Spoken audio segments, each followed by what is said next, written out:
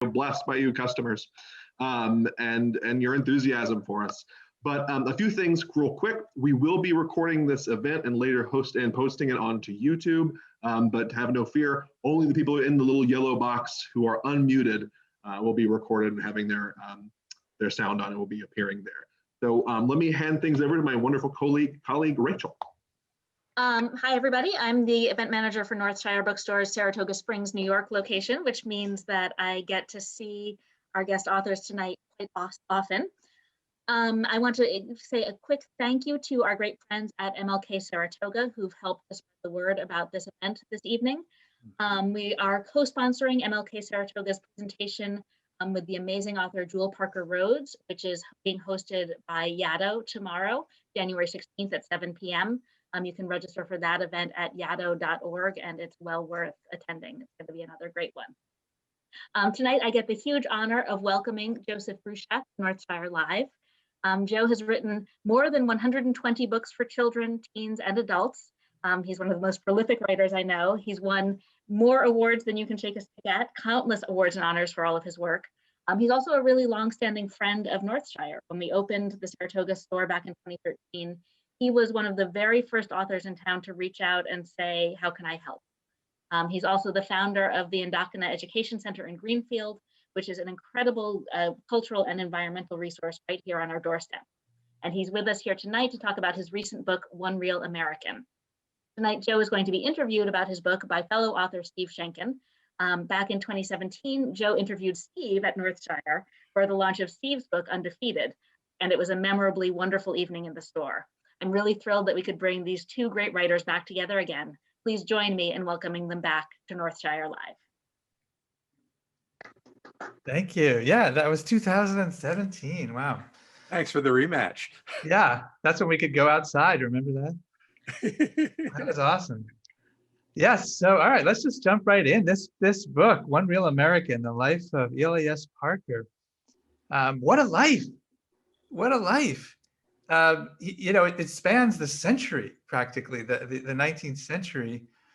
But you start with one scene, kind of in the middle.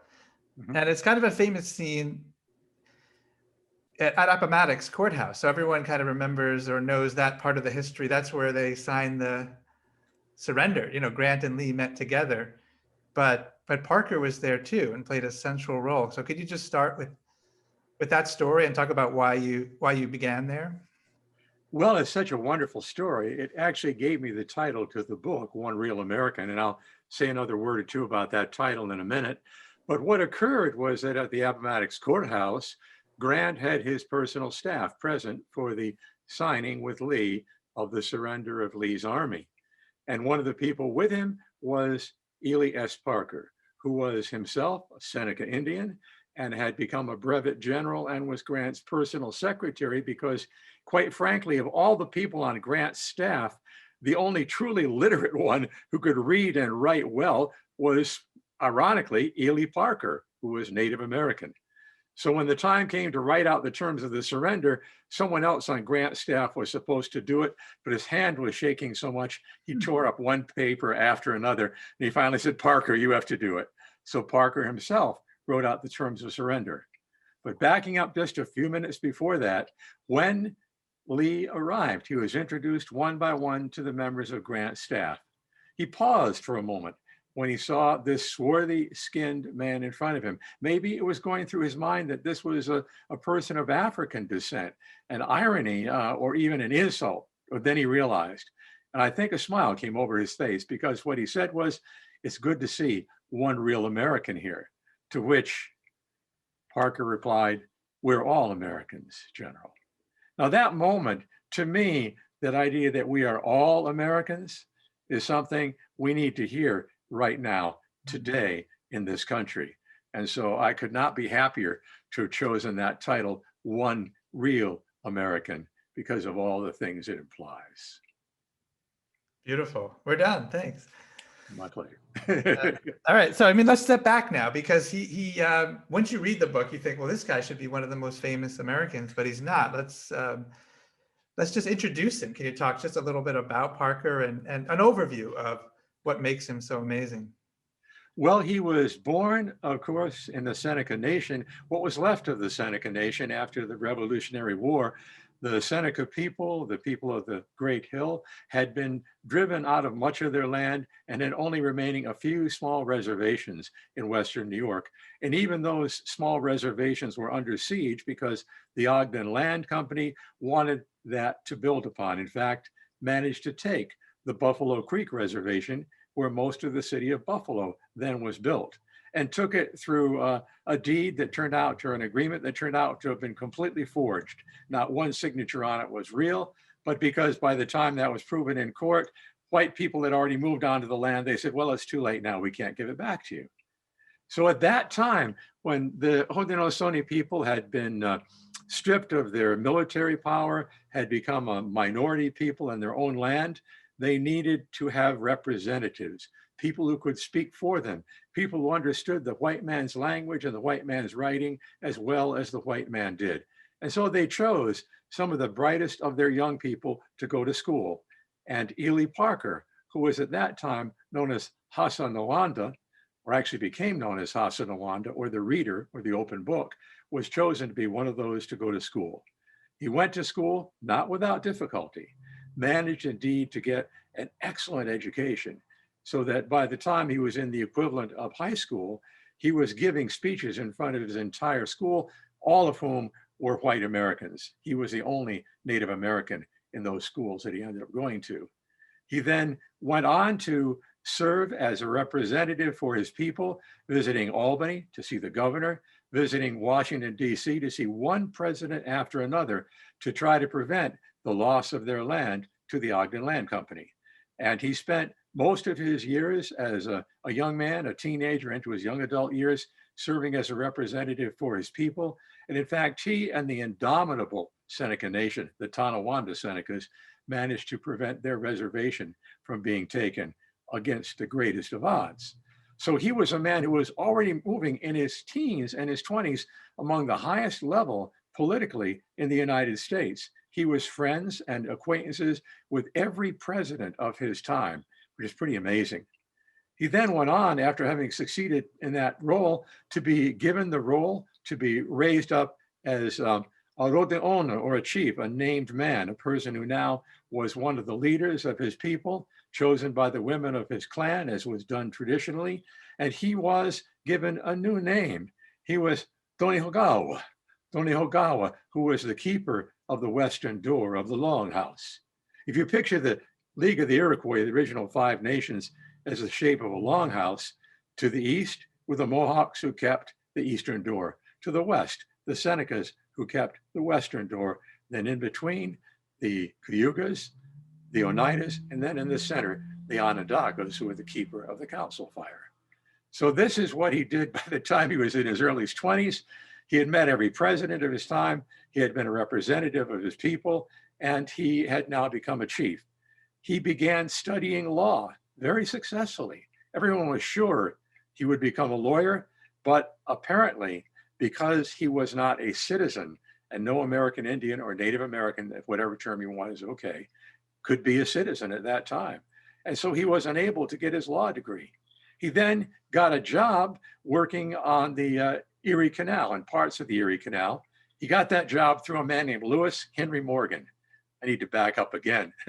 Lewis Henry Morgan met Ely Parker in a bookstore in Albany, of all places, and recognizing him as Native American, was thrilled because Morgan himself was fascinated with Indians and wanted to write about them. And Ely Parker became quite literally his co-writer, and the book that Parker and he put together, which was credited to Morgan, but also acknowledged by Morgan as being Parker's gift to him, was called The League of the Haudenosaunee, or the Iroquois, which is the seminal and first book of American ethnology, a book that had tremendous influence. In fact, Morgan's writings influenced none other than the founders of the Communist Party. People like Marx read Lewis Henry Morgan. So there's another interesting connection. Parker then went on, as I said, to work on the Erie Canal, and he worked his way up and became an engineer, entirely self-taught, learning on the job, and was hired by the United States government to work as a civil engineer for the government and sent to Illinois, to Galena, Illinois, to build a customs house, which is still standing, and other buildings. And he became friends with a young man who was a former soldier in the Mexican-American War, now kicked out of the Army because they downsized after that war. That man's name was Ulysses S. Grant. And he and Parker became close friends, a friendship that lasted pretty much through their entire life. That's just the first 40 years of his life leading up to the time when the Civil War happened. So you can see, very eventful, very unique, and a man who was truly a genius in many ways. Yeah, I mean, it's true. It is amazing. It's and it. I as you were talking, I think I came up with a theory for my next question, the answer. But I mean, you've written a lot of books in many different formats, but some of my favorites are historical, but they're fiction, because you've taken, say, Jim Thorpe or a Navajo Code Talker and written their story very faithfully with research, but in a voice that was fictional. Yes. That you created. You didn't choose to do that here. And I wanted to ask why. And just as you were talking, I think I might know, but what did you think about it? Was there any struggle, or did you know right away? I have to confess, I already wrote a novel about him as a young man called Walking Two Roads that was published 2 years ago. And that was a novelization of his life. I've written an unproduced screenplay about Ely Parker, and I wrote a whole series of poems in his voice that was published a few years ago. So I've been working on Parker, if you could call it working. When you're getting to know someone, it becomes like a collaboration, for more than 20 years. And I thought right now, and I have to say that, and I'm not just saying this because we're buddies, I'm inspired by the work that you do in bringing historical fiction to young audiences. I think it's very, very important, a noble thing to do, quite frankly. And so I thought, I want to write something in that genre that will be absolutely truthful, and that will be the story told without my embellishment or creating any episodes or events, so that people would learn about a truly amazing person who should be better known, and who, and I think this is inspiring, succeeded against all odds, because backing up in his story, before he was born, his mother had a dream. And dreams among Indigenous people are very powerful. We often regard them, I do personally, as messages from beyond ourselves. And in that dream, his mother saw a rainbow arching from the Indian trader's home across the native land and ending up in the city of the Europeans. And that rainbow had writing that she couldn't read. She was illiterate. And it had a break in the center. And she went to the dream speaker. Among the Haudenosaunee, there are those whose job it is to interpret dreams. This is well before Freud. And she was told that the dream meant she would have a son who would be great among both the whites and the Indians. He would leave their land, but return in the end to his people, and that his path would be broken at its greatest height. And indeed, that happened to Ely Parker on several occasions when he tried to become a lawyer. Later on, he lost his job as an engineer because a new president came in, and those who were part of the old party, like Parker, who had actually spoken in favor of the defeated candidate for president, were kicked out of their office. He went on again to have a position in Grant's administration, and there too, it ended in a situation where he found himself court-martialed for supposedly misusing funds, was found innocent, but that ended his career in Grant's administration.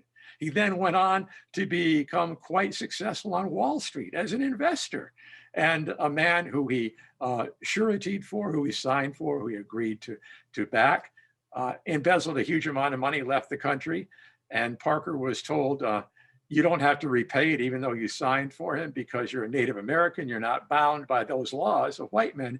And Parker's response was, I am a man before I am anything else. And he repaid all that money, but basically bankrupted himself.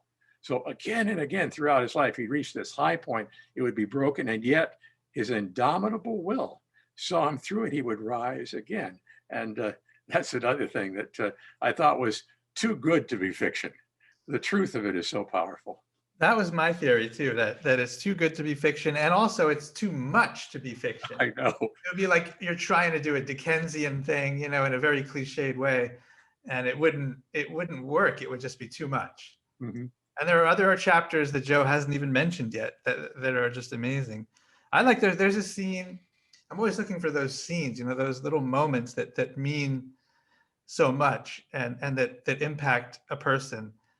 And you describe one when he's about 12. He's walking home. He's walking alone, I believe, and he runs into some English soldiers. Mhm. And they tease him, not realizing that he speaks some English. He's not fluent yet, but speaks some English. And you describe that as a very pivotal moment for him.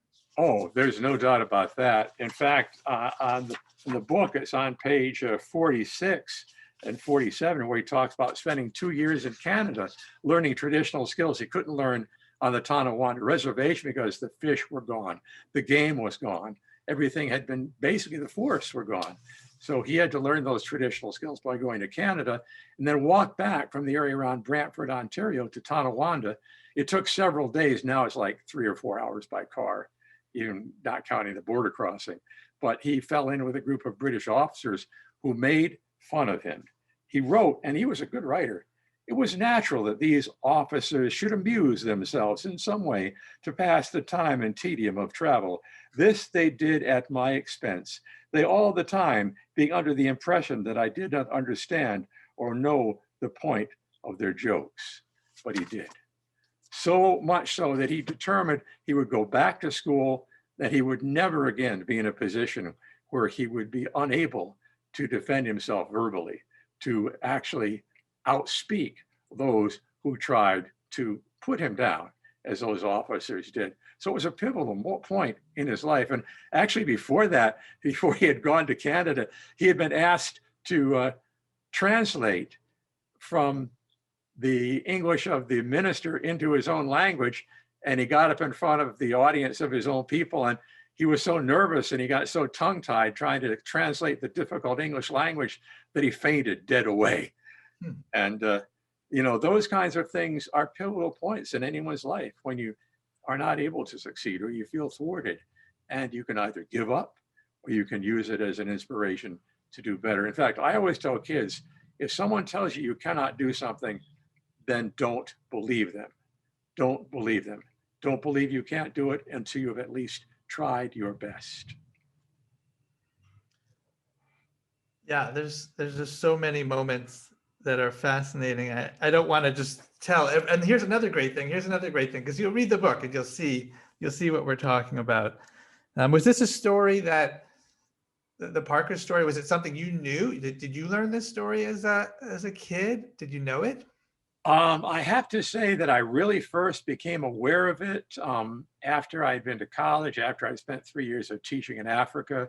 I came back to the United States around 1969, and I began visiting a friend of mine, a man named Hannah Dolans, or Ray Fadden, a Mohawk elder who founded something called the Six Nations Iroquois Museum in Ontario, New York. Whenever I visited Ray's museum, I learned things. And one of the things I learned was about this man, Ely Parker, who Ray held in such high esteem, who I knew nothing about at the time. I mean, there I was, on my way to getting a PhD, and I had no idea who this great American was. I'm a little ashamed of that now, although I also blame our education system for not making it more possible for us to learn about the great women and the great men who have been so forgotten until recent years and are being rediscovered and put forward with often books like yours and mine. So that was when I began. So I would say I've only spent about 40 years learning about Ely Parker, but I didn't know about him until I was in my 30s. Yeah, and you talk a little bit about, well, in the end, if you're a nonfiction nerd like me, you look at the source notes, you look at the acknowledgments, and so Parker wrote very well, as you say, and pretty extensively. He had, was it a grand nephew who wrote about him as well? Yes, actually, it was his grandnephew. It was Arthur C. Parker, who was the son of his brother, of Ely Parker's brother. Okay, and those were the best. Would you say those were the best sources? Those are the best sources: Parker's own writing himself, and of course the military records, and then the writing of Arthur C. Parker, who was a very prolific person himself, and one of the founders of the New York State Museum. And you went also, you talked to people as well, and Seneca, people who knew the story as well and got that version as well of the story. Is that right? Yes, I also believe that it's important when it's at all possible for us to see the places where these things Yeah. happen. You know what I mean, don't you? Exactly. You're right about Benedict Arnold. If you've never been to the Saratoga battlefield, you're a jerk. You know, but but the thing was, I found from the people themselves, from the enduring traditions of the Haudenosaunee people, which Parker himself wrote about, and I have to say that he was the primary source for a lot of the knowledge about who and what the Iroquois people were for generations. And of course, he's only one person and one family. To think he knew it all would be incorrect. And Morgan's book, The League of the Haudenosaunee or Iroquois, is a little limited because it relies so much just on Ely Parker's family. That said, it's an amazing, magnificent book for its time. So he was, amongst many other things, we talked a little bit about the Civil War, working directly for Grant, and then worked on Reconstruction as well. Seemed very passionately committed to very definitely of Reconstruction. Did he ever talk about slavery before the Civil War? Was that something he had to deal with in his life, his working life? Did it come up? I don't think it came up as much as it would have had he been living in the South. Because of course, remember, he lived out his life on the reservation and in Western New York, which was relatively a free zone. It's no wonder that so many great figures in American history, women, for example, like Harriet Tubman, Sojourner Truth passed through there because this was the route of the Underground Railroad. So he was aware of it. And during the Civil War, deeply aware of it. He was committed to fighting in the Civil War because he was opposed to slavery, and tried to enlist many times before he finally, in fact, he was told this is a white man's war because everybody was sure it would be over in a short period of time. And of course it wasn't. Eventually he was called in to serve. And after the war, he was such a passionate believer in the cause of African-American liberation and continued liberation that he invested most of his money in something called the Freedmen's Bank. It's a story that should be better told because it was one of the things in Reconstruction that was basically destroyed from within. White men took advantage of the Freedmen's Bank and embezzled money from it, basically destroyed it. And Parker lost a lot of money by being a major investor and a major supporter of that bank that was meant to provide capital, working capital for freed slaves and to rebuild the American South, with African Americans being a central part of that rebuilding. Wow. All right. Now, middle grade, I would call this a middle grade book, wouldn't you? It's publishing has these categories. And one of the things in middle grade, we usually don't talk a lot about people's love lives. Oh, yeah. Because kids don't care about that at that age. So, and it gets dicey anyway. But it's important in his story because when he was dating someone, I don't know it seemed like the equivalent of early high school, maybe at the Yates School. He dated a white woman, and it was quite a stir. It was a big stir. As a matter of fact, what he did was he hired a carriage and at a certain date drove past the school with her in the carriage with him, which was a real talk of, everyone was horrified. Because you see, in those days, you have to understand, even here in the North, if you were African American and if you were Native American, you were both called colored. You were both viewed as on the other side of the color barrier. So for someone white to be seen with someone who was Native American, educated and cultured as he was regarded as maybe shameful. And that young woman, her parents quickly whisked her off for a tour to Europe as soon as that event was over, where Parker escorted her to a school event. And then later on, when he was a grown man and serving in Grant's administration, he became involved with a young woman who was sort of the belle of Washington, D.C. And there is a fairly legitimate story that there were plans to assassinate him on the part of jealous white men before the wedding. He never showed up at the wedding. She was left standing at the church. And he showed up several days later and told the story of how he had been drugged by another Indian who did not want him to marry a white woman. And they reset their date of marriage, and everybody showed up at the church, and they weren't there because they'd been married the night before with Grant giving the bride away because the bride's father had died in the Civil War. And they lived out the rest of their lives together until he passed on. And she was famously quoted as saying, "I didn't marry him because he was an Indian. I married him because I loved him." And that was all there was to it. Apparently she was a very strong-willed young woman and knew who it was she wanted to be with. And apparently they had a very happy relationship. And they did have one child late in his life, a daughter. And I actually have a picture of him in there's a book beautiful, you should check out, if you take a look at the book, there's a beautiful picture of him and his daughter. And it's just, it's very touching story. And by that time, I mean, just to add yet another, you wouldn't believe it if someone made it up chapter. He was working at the New York City Police. Yes, yes. After he lost most of his fortune, he had connections in the police department. And Fred Grant, who was Ulysses S. Grant's son, was the head of the New York City Police Department, where they had this new guy named Theodore Roosevelt working in the police department too. So there's Ely Parker right there in the police department. And people kept coming to the police department to see him. Famous people, Jacob Riis, who was a famous writer at the time, came to see him. Sculptors came to carve busts of him because they regarded him as the most famous Native American of his time, even though he's pretty much forgotten to the public now.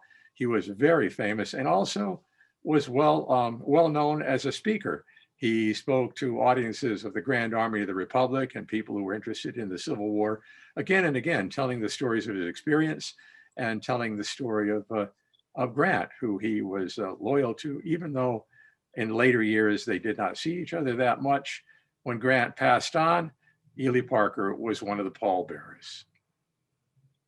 Yeah, there's even a story where he seems to have saved Grant's life, right? Grant sort of got lost at one point? This is back during the Civil War. Yeah, as a matter of fact, what happened is they were riding along, and I have this in the book on page 151. Right. And Ely says to Rawlins, who is one of Grant's aides, "If the general doesn't look out, he will be in the rebel lines." Rawlins immediately called out to General Grant, "Hey, General, do you know where you are?" Grant stopped his horse. "No," he said. He looked at the man leading them. "Comstock, do you?" "No," answered Comstock. Ely and Rawlins had by now ridden up to Grant's side. "Parker says if you don't look out, we'll ride plumb into the rebel lines," Rawlins said. Grant turned to Ely. "Parker," he said, "do you know where we are?" "Yes, General," Ely replied. Grant then quickly said, "Well, then lead." I put spurs to my black horse and galloped off in another direction, and they full tilt after me. Now, this is a direct quote from his own writing right here, word for word. "After the battle, I met a rebel captain whom we had captured. He said to me, 'Colonel, I wish to ask you about a certain incident. The other day, I saw General Grant with General Meade and a party of which you were one riding into our lines. My men wanted to fire on you, but I said, 'Hold on, they will ride in and we can capture the whole lot.' Then I saw you ride up and say something to Grant, and your whole party galloped off in haste. You were within 40 rods of us. We hope to get you all in the next 5 minutes." Great story. Yeah, that could have changed. Could have changed a few things things dramatically right there. And then, I mean, sometimes that's a perfect scene. You don't have to make up anything. And then sometimes you have moments where I'm just talking as a nonfiction writer now. You're like, "Oh, I wish I knew a little bit more about that." There are moments, of course, he meets everybody. I think the first president that he meets is Polk, maybe, and he was 16. Yes, that's right. Teddy Roosevelt. And he knew Dolly Madison, who was, James Madison's wife, and she was on friendly terms with him. It's incredible. And of course, right in the middle is Abraham Lincoln. And he met with Lincoln a couple of times, including the day that Lincoln went to the play, right? The very last. In fact, he almost went to the play with him and regretted apparently all his life that he didn't, because he wished, as did many people, he could have been there. And he and Lincoln had deep conversations while Lincoln was visiting City Point, which was their headquarters in the war, about what could be done following the Civil War in terms of relations with Native Americans, which was a huge issue because, of course, the longest war the United States ever fought was a series of Indian wars, beginning at the birth of the Republic and continuing all the way until the end of the 19th century. And during Parker's time working for Ulysses S. Grant, Grant proceeded to follow what was called Grant's peace policy. And there were very few of the incidents with Native Americans that had happened in the years following or the years before, while Parker was in that role in Grant's administration. Yeah, so do you think there was a chance there for things to have gone differently if his ideas had been listened to by other presidents? I think so. I think there's no question about it, because the thing that got Parker in trouble, why he lost his position, was that they had promised, most treaties promised certain things, that people would be fed on this one reservation of Lakota people, but the food was not showing up and people were on the verge of rebellion. They were ready, as they used to call it in those days, to break out, to go out and to engage in warfare again, to raid, to cause great difficulty and death. And Parker proceeded to approve the selling of supplies without going through the right channels, because he knew it would take weeks to go through the right channels. And people who were jealous of him because he was an Indian in that position brought him up on charges. He was court-martialed and found to be innocent. But they put it this way, it was either feed or fight. There was no other choice, feed or fight. And he chose to feed. So you have, when you sit down to write, you've done a lot of research. Would you say this was a relatively easy book to research because the life was so eventful, or did that actually make it harder? I didn't say it was an easy book to research. I probably should have said it was a book that I've been researching for 20 years. Yeah.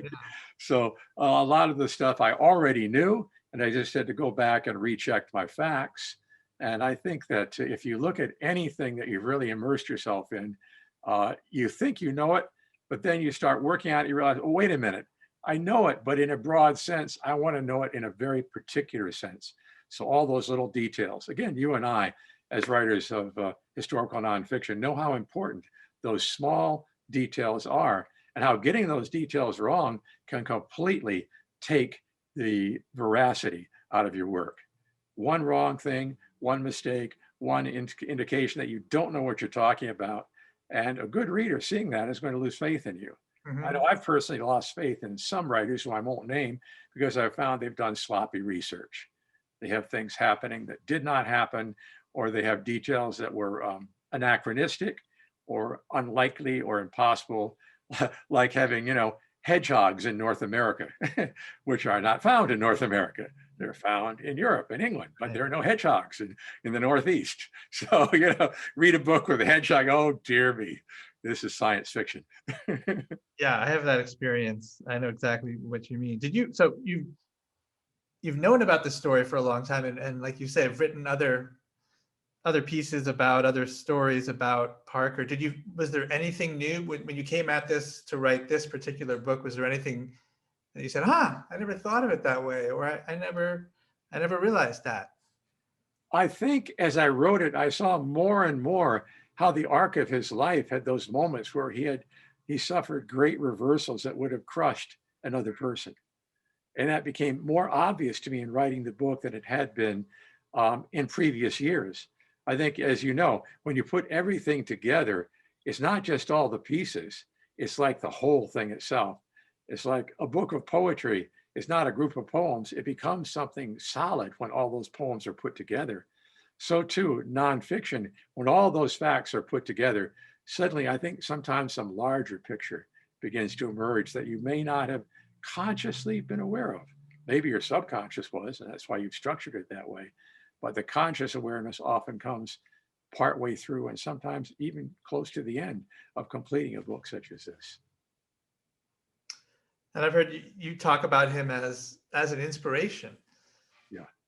Can you talk a little bit about that? What you mean?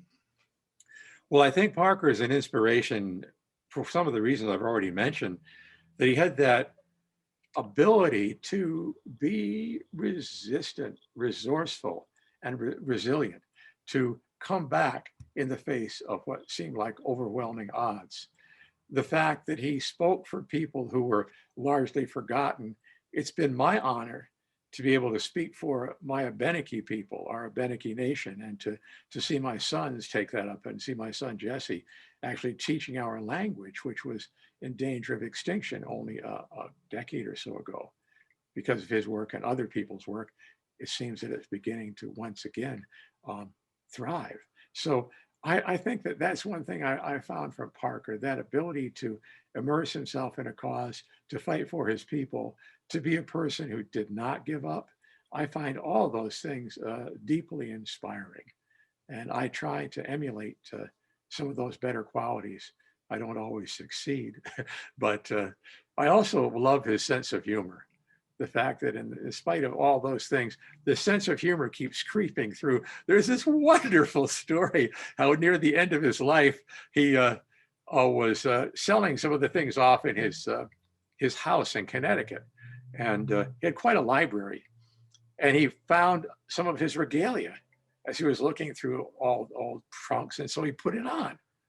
And then he decided to get a book off the shelf, and he climbed up on the ladder to get a book off the shelf just at the moment when the local minister showed up to try to see if he could, purchase one of Ely's books, which was a book of sermons, I think, by someone. And he walked into the study, and seeing Ely on the ladder, he literally went, ah! And ran out.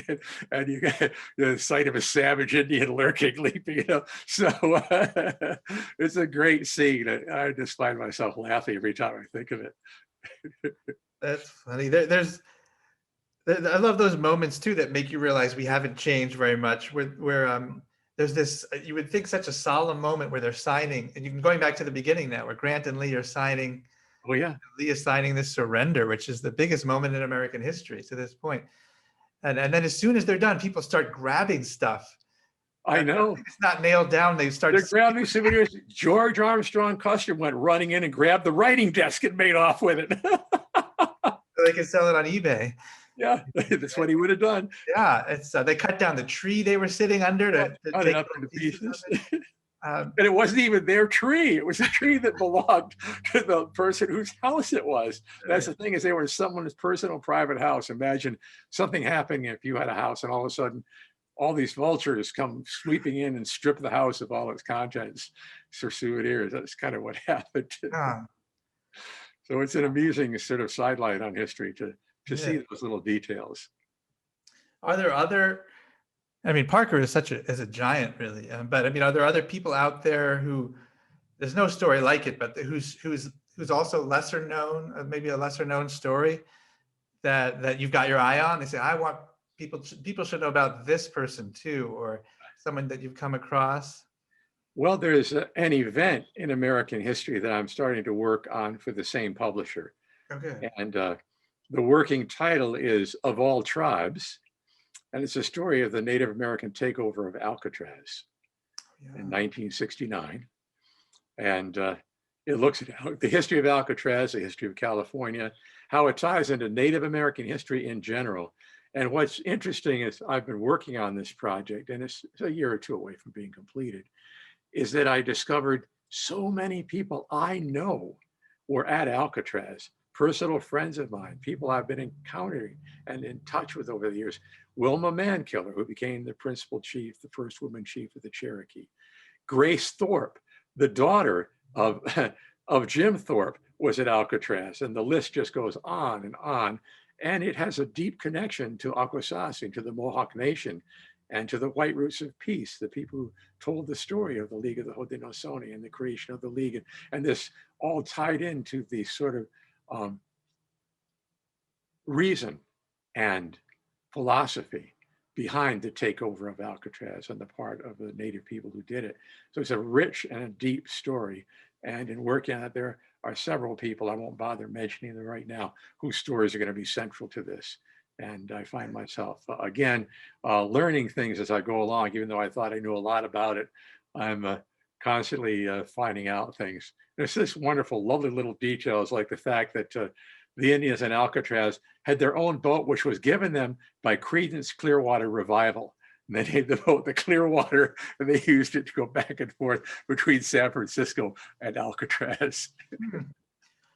That's awesome. So that'll be another similar format, a middle grade. It'll be a similar format, lots of photographs, and I am working with the same editor at Howard Reeves at the Abrams Publishing to work on this new title. Hopefully you can get out there soon to poke around. You must have been there over the years. I've been to Alcatraz many times, and I have a funny Alcatraz story if I can throw this in right now. My son Jim has traveled all around the country, and he used to have a friend, a woman friend, who was a park ranger on Alcatraz. She was Native American. She is Native American, and they're still good friends, but no longer, dating each other. But she said when he was out there, how would you like to spend the night at Alcatraz? A few people can do this every night. If the permission is to the Parks Department, we invite someone. So he said, cool. So she set him up in a cell in Alcatraz with a cot, and he went to sleep and woke up halfway through the night, seeing this ghostly figure rise up through the floor and kind of wobble in front of him and then sink back down in again. Jim said, yep, ghost, went back to sleep. I mean, this is Jim. So he told that story. Everybody loved it because it's a story where one of the people who tried to take over Alcatraz in the armed assault when a group of inmates got guns was killed in that very cell and died there. So fast forward about 5 years, and I'm visiting Alcatraz, and the guide is showing us around because this cell here is where so-and-so died in the Alcatraz takeover. We had a Native American sleeping here one night, and he saw a ghost. I raised my son. That was my son. Oh, man. That's funny. You can't make up stories like that. No, you really can't. All right, so let's throw it open to questions. Should I look, Rachel, or will they be in the chat, or do you want to pick some? Rachel, moderate. Davith and I have been compiling some, and I think Davith has the first couple that he's going to go ahead and ask. Right, yes. There's one here from Tracy. She was wondering if there were any stories that might have been a little inappropriate that you left out because it's a middle grade book. I'm trying to think if there were, and I wouldn't say there were. I think that his book is clear enough and open enough that anything that was an inappropriate story, I really didn't run across any. And yes, we have a lot of funny stories that are sort of scatological. That's part of Indian tradition, but those didn't seem to fit into the book. I fit in what I thought fit in properly. Thanks. There's also a question here from Robbie. He says, is there any documentation as to how Ely felt about the Indian Wars in the West? Yes, as a matter of fact, because he was in charge of what was then the equivalent of the Bureau of Indian Affairs. And he felt that it was important to, as I said earlier, feed, not fight, to provide support for the Native people. He felt that the Indian treaties that had been signed over the years were all unfair. All the weight was on the side of the government, and every treaty was eventually broken. So he stopped the making of treaties, which he felt was a bad practice on the part of European Americans, a way of cheating Indians out of their property, their land, and their rights by making treaties with them, which were never abided by. The one instance where there was a military event during Parker's time in that position was when there was an attack on a Blackfeet camp out west. And that is sort of infamous. My friend Jim Welch, late Blackfeet writer, has written about that. And but Parker sided with the military. He felt the military was justified. In that case, he may not have been right, but I know that he was a military man himself and felt in that case there was no option. So I'm not saying he was perfect, but in general, his feeling was that people needed to negotiate fairly and honestly with Native people, and that Native rights and Native land should be respected. He had spent, as I said, most of his first 20 years as a person who was crusading, fighting hard to maintain Seneca land. And Robbie has one more follow-up question, which she'd like to, she was wondering if you could tell us a little bit about some of the clothes and medallions you're wearing tonight. Yeah, what I'm wearing is called a ribbon shirt, and it is cut in the fashion of a buckskin shirt. When we started getting trade goods like ribbons and cloth, we began making clothing. And because ribbons were for women's hair, Native men said, no, no, no, no. we like pretty things too, and we began putting them on our clothing. So the ribbon shirt, as it's called, is sort of like the equivalent of, I guess, a tuxedo. And the colors of it are red for the blood of life, green for the green plants, and black for the color of our earth itself, our earth, this mother that takes care of all of us. This is a bear claw. It signifies my connection to the Bear Clan. And I have a little pin here, which is a hawk, which is made of silver and mammoth ivory that was actually unearthed in Siberia. This was a gift that someone gave to me. And I have a little pin here that says Green New Deal. I have no idea what that means.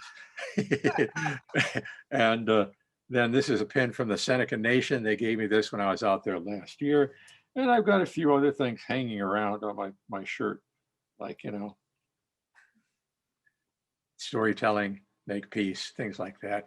I happen to be an old hippie. So Joe, Jim asked about how specifically when whites were writing about contact with Native Americans, they would have a lot of different versions of stories from Native American oral tradition, and that they seem to be much more consistent in the oral tradition. And he was wondering how that has factored, you know, how that has worked in your writing. Yeah, the thing is that oral tradition is actually quite reliable. In fact, Native American oral traditions about the treaties that were written usually were more accurate than the treaties were. And people prided themselves on their memories, on remembering things. And in fact, when Black Elk, the famous Lakota man, told his story, he told it with two other men sitting with him who had experienced the same events, so they could make sure that those events were properly told. When it comes to our traditional stories, the traditional stories have always been told for two reasons. One is to entertain, but the second is to teach. And so the lesson within the story remains consistent. That does not change. You may use slightly different words in some cases, but the lesson is very powerful and very real and very visible. And I remember, back about 30 years ago, was it? I was called upon to testify for the Vermont Abenaki Nation at our fish-in trials. We had deliberately fished without licenses to draw attention to the fact that we were Indigenous people, we were there, we should have Aboriginal rights, which we just got this last year. The state of Vermont just granted us hunting and fishing licenses for free. I haven't gotten mine yet, but we got them. And so I was called upon to testify. And I testified as a storyteller and told traditional stories that indicated our long tenure on this land, like stories that could be interpreted as going back to the time of the mammoth or back to the time of the glaciation, or stories that talk about specific elements in geography with an animal character perhaps in them. And the lawyer for the state of Vermont said, "Isn't this like a game of telephone where I whisper in your ear, you whisper to someone else's, and then by the time you get around to the end of the circle, it's a completely different story?" I said, "No, it is not, because we tell it so that everyone can hear at the same time, and everyone can make sure that we're telling it properly. And if we're not, believe me, someone will correct us." So that's one thing I would say about oral tradition. And the way that we have done it, more Native writers like myself have done it, is not just to rely on a single text or a single person, but to really make it a more communal understanding of the story. And often people who wrote down our stories were not from our tribal nations, did not speak our languages, and often wrote down partial stories or misinterpreted stories, or perhaps did not understand the story they were writing down and completely rewrote it as a result. And that is not happening with contemporary Native storytellers. I think of my friend Gail Ross, a great Cherokee storyteller, who really is, again, telling, not just retelling, but sort of telling back to the strength and the power of the original story as it would have been told and should have been told, as opposed to some of the ways it was written down by non-Native people. Long answer for a short question. But a great one.